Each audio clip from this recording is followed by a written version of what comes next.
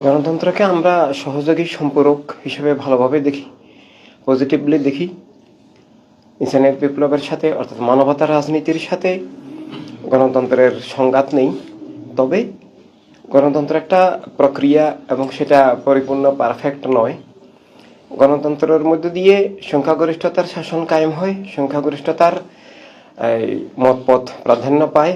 রাষ্ট্র গণতন্ত্রের মধ্য দিয়ে এক গোষ্ঠীর হয়ে যায়, যার প্রমাণ আজকের আমেরিকা। ট্রাম্প গণতান্ত্রিকভাবে এসেছেন, কিন্তু তিনি যা করছেন সেটা আসলে গণতন্ত্রের মূল্যবোধ এবং মানবাধিকার, মানব জীবন, মানবাধিকারের সাথে সংগতিপূর্ণ নয়। ইন্ডিয়াতে আমরা দেখলাম গণতান্ত্রিকভাবেই যিনি নির্বাচিত হয়েছেন, আজকের যেই বিজেপি সরকার, তারাও একটা গোষ্ঠীর প্রতিনিধিত্ব করছেন।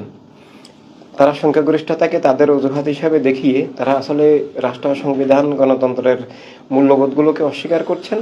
এজন্য ইনসানিয়ত বিপ্লব আরও হায়ার লেভেলে কাজ করে যে যিনি ক্ষমতায় আসবেন, যে দলে আসুক না কেন, রাষ্ট্র দলীয়করণ হবে না, রাষ্ট্র একক গোষ্ঠীর হবে না, সংখ্যাগরিষ্ঠ সংখ্যালঘিষ্ঠ বলতে কিছু থাকবে না, রাষ্ট্র কাউকে ধর্ম মতপথ হিসাবে আলাদাভাবে বিবেচনা করবে না, রাষ্ট্র নাগরিক হিসাবে, মানুষ হিসাবে সবাইকে সমান অধিকার, সমান স্বাধীনতা, যার যার বিশ্বাস আদর্শ নিয়ে চলার, রাষ্ট্রীয় যে হক পাওয়ার এবং রাষ্ট্রের নাগরিক হিসাবে অন্যায়ের প্রতিবাদ করার এবং সব দিক থেকে সমানভাবে বিবেচনা করবে, নিরাপত্তা, অধিকার, স্বাধীনতা সব দিক থেকে।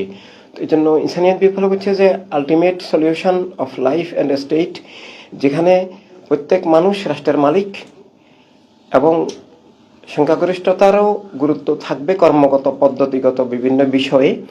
এবং সংখ্যাগরিষ্ঠতার ভিত্তিতে যদি কোনো দল ক্ষমতায় আসেন, তিনি রাষ্ট্রকে দলীয়করণ করতে পারবেন না। কারণ হচ্ছে যে ইনসানিয়তের মানবতা রাজনীতির মৌলিক কথাই হচ্ছে রাষ্ট্রের মালিক প্রতিটি মানুষ, সবাই। এবং এখানে ক্ষমতার বলে আনলিমিটেডভাবে কিছু করা যাবে না। অর্থাৎ ক্ষমতার বলে নিজের দলীয় মতবাদ, সেটা ধর্ম হোক, সেটা কোনো মতাদর্শ হোক, মতবাদ হোক, ক্ষমতাসীন গোষ্ঠী সেটা ক্ষমতার বলে, আইনের বলে চাপিয়ে দিতে পারবে না এবং রাষ্ট্রকে দলীয়করণ করতে পারবে না, কিংবা কাউকে নিষিদ্ধ করতে পারবে না। একটা মানুষ, এক সদস্য বিশিষ্ট যদি কোনো দলও থাকে, কোনো এক সদস্য বিশিষ্ট কোনো ধর্মও যদি থাকে, কোনো মতমত থাকে, তার আর যারা 99.91 থাকবেন তাদের সমান অধিকার। কেউ ক্ষমতার বলে কোনো কিছু চাপিয়ে দেওয়া বা নিষিদ্ধ করে দেওয়া, এটা ইনসানিয়ত বিপ্লবের যে নির্দেশিত মানবতা রাজনীতি, সেখানে সম্ভব নয়। তাই রাষ্ট্রটা সর্বজনীন মানবিক, এটা মানবতা রাজনীতির মৌলিক শর্ত। সব মানুষের জীবনকে স্বীকার করা, অধিকার স্বাধীনতা স্বীকার করা, নিরাপত্তা স্বীকার করা এবং বিশ্বাস মতাদর্শ নিয়ে, ধর্ম মতপথ নিয়ে চলার স্বাধীনতা স্বীকার করা, যেখানে রাষ্ট্র জনগণের সবার অধিকার স্বাধীনতা রক্ষার ধারক হিসেবে কাজ করবে। রাষ্ট্র একদলীয় হবে না, এক ধর্মের, এক মতবাদের হবে না। কিন্তু গণতন্ত্রের কিছু দুর্বলতা আছে। গণতন্ত্র অবশ্যই ভালো। গণতন্ত্র আমাদের প্রিয়নবীর দেওয়া যে খেলাফত ইনসানিয়ত অর্থাৎ মানবতা রাজনীতি, মানবতা রাষ্ট্রের যে মৌলিক শিক্ষাগুলোর কতগুলো দিক থেকে এসেছে। যে নির্বাচিত সরকার, তা ইতিহাসে খোলাফা রাশিদিনের নির্বাচনের মধ্য দিয়েই সেটা এসেছে। জবাবদিহিমূলক সরকার, এটা খোলাফা রাশিদিন সবাই জবাবদিহি ছিলেন। তো ইসলামের নির্দেশিত যে মানবতার রাজনীতি, মানবতা রাষ্ট্র, সেখানে সব মানুষের স্বাধীনতা আছে অন্যায়ের প্রতিবাদ করার, নিজের মতপথ নিয়ে চলার এবং রাষ্ট্রের মালিক হিসাবে রাষ্ট্রের হক লাভ করার। এভাবে গণতন্ত্রের যে এই মৌলিক দিকগুলো, জবাবদিহিমূলক সরকার, নির্বাচিত সরকার, জনপ্রতিনিধিত্বশীল সরকার, যে খেলাফত শব্দটার অর্থই হচ্ছে প্রতিনিধিত্ব।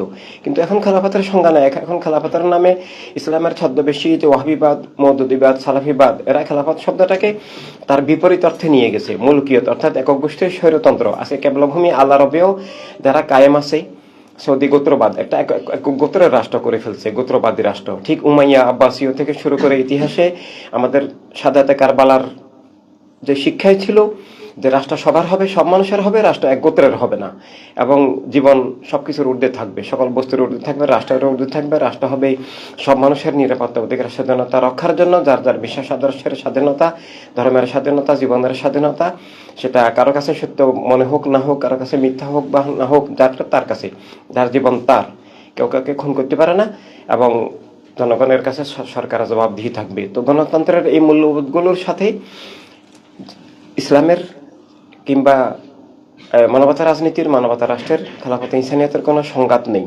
তবে গণতন্ত্রের নামে এখন যে সংখ্যাগরিষ্ঠতার শাসন, দলীয় শাসন চাপিয়ে দেওয়া হয় এবং দলীয় মতবাদ চাপিয়ে দেওয়া হয়, সংখ্যাগরিষ্ঠ হলেই তারা, যাদেরকে সংখ্যালঘু বলেন, সংখ্যালঘিষ্ঠ বলেন, তাদেরকে নিষিদ্ধ করা, তাদেরকে বঞ্চিত করা, তাদেরকে বিভিন্নভাবে মানে বিভিন্ন বিদ্বেষ বৈষম্যের শিকার করা, তাদের উপরে জুলুম করা, সেটা আমরা বিশ্বব্যাপী দেখতে পাচ্ছি। যেটা আমেরিকা, ব্রিটেন থেকে শুরু করে সব জায়গায় এই সংখ্যাগরিষ্ঠতার বলে তারা অন্যায় করছেন, অবিচার করছেন, অর্থাৎ মানব জীবন অস্বীকার করছেন, সত্যকে অস্বীকার করছেন, রাষ্ট্রকে এক গোষ্ঠীর স্বার্থের হাতিয়ার হিসেবে ব্যবহার করছেন। এই জন্য গণতন্ত্রের ভালো দিকগুলোকে ইনসানিয়ত বিপ্লব, মানবতা রাজনীতি সমর্থন করে এবং সেগুলো উৎস ইনসানিয়াত বিপ্লব তথা আমাদের প্রিয়নবীর দেওয়া মানবতা রাজনীতি, মানবতা রাষ্ট্র, সবার অধিকার, স্বাধীনতার রাষ্ট্র এবং মদিনার সনদের মধ্যেও প্রথম ধারায় লেখা ছিল রাষ্ট্র সবার সব মানুষের যারা যার বিশ্বাস আদর্শ মতপথ নিয়ে সবাই নিরাপদে স্বাধীনভাবে চলবেন। এই জন্য ইনসানি বিপ্লবের সাথে গণতন্ত্রের সাথে সংঘাত নাই। আমরা ইদানিং দেখি ধর্মের নামধারী, ইসলামের নামধারী কিছু দল গণতন্ত্রকে হারাম বলে। আসলে এখানে জীবনকেই হারাম বলে ফেললো। গণতন্ত্র জীবনের সাথে একাকার বিষয়। গণতন্ত্র না থাকলে আসলে স্বৈরতন্ত্রই থাকে। গণতন্ত্রের বিকল্প বর্তমান দুনিয়ায় আর কিছু নাই। গণতন্ত্রের উচ্চতর সর্বজনীন যে রূপরেখা সেটা মানবিক গণতন্ত্র বলি আমরা খেলাফত ইনসানিয়াতকে, যে সবকিছুর ঊর্ধ্বে জীবন, মানবতা, মানবতার বিরুদ্ধে, জীবনের বিরুদ্ধে, কারো বিশ্বাস আদর্শের বিরুদ্ধে সংখ্যাগরিষ্ঠ হলেও তিনি সেই সিদ্ধান্ত পার্লামেন্ট পাশ করতে পারবে না। সেটা আগে মানবিক, সবার অধিকার ভিত্তিক, এটা সাংবিধানিকভাবে নিশ্চয়তা থাকতে হবে, সেটা প্রমাণ করতে হবে। আর না হয় এটা আল্লাহ তাআলার বিরুদ্ধে যাবে। কারণ হচ্ছে আল্লাহ তাআলাই সব মানুষকে জীবন দিয়েছেন, অধিকার, স্বাধীনতা, নিরাপত্তা দিয়েছেন। কোনো রাষ্ট্র বা কোনো সংসদ কোনো সংখ্যাগরিষ্ঠতার বলে আল্লাহর দেওয়া অধিকার ছিনিয়ে নিতে পারে না।